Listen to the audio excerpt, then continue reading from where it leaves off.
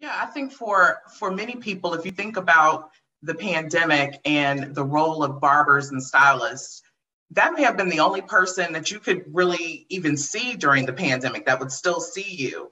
I know some people, you can't see your doctors, you can't do anything else, but you may still be able to get in with your stylist during the pandemic. And that may have been the only person that you can really talk to. And it's a pretty consistent person in a lot of people's lives. You see your hairstylist pretty regularly and you trust them. And it is an intimate space where they're seeing your hair, they're seeing your life and how things unfold. And so people definitely like the catharsis of expressing themselves and of venting and getting things off your chest. It's very important. That's a big part of therapy.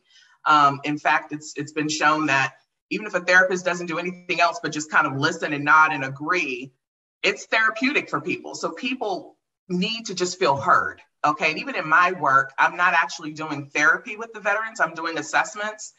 But a lot of them will say, this was great. And I'm like, I'm not doing treatment. We do have to talk about a lot, but it's just the idea that they've talked about their whole life here. And now it's like, okay, I've gotten so vulnerable. I feel a connection here with you. And so there's a rapport built when people know you. And and you're trusting someone with your hair, you're trusting them with a lot. Our hair is our pride and joy. So if I'm putting my hair in your hands and then you also are keeping me as a customer, that means I trust you and I want to talk to you.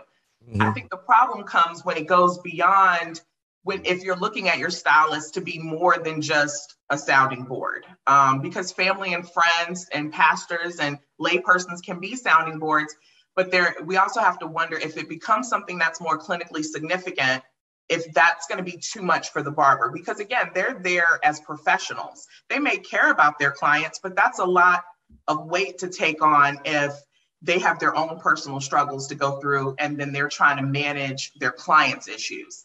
And that's why I always think professional help is best, because we are trained to not take our work home. It's not a perfect science, but we are trained to be able to provide science and research to help you with your problem without it being something. I think often in the barbershop, everybody's talking. So the therapist, the barber's talking about their problems along with so there can be an exchange of trauma sometimes depending on what's going on. So I definitely think the sounding board is great. Everybody needs someone to talk to. And sometimes the barber may be the only person for that particular individual.